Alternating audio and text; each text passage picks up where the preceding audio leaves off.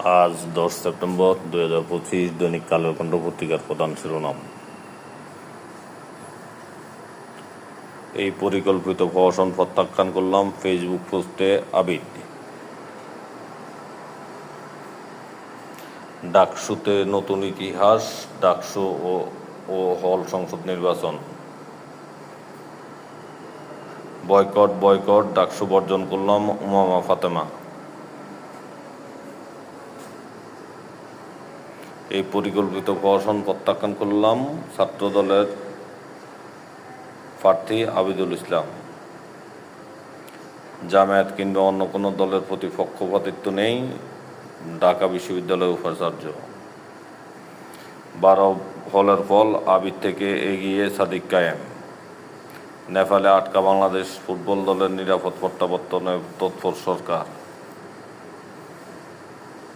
নির্বাচন কমিশন থেকে দুপুর পর্যন্ত আমাকে কেন্দ্রে ঢুকতে দেয়নি, শিবিরের জিএস প্রার্থী ফরহাদ।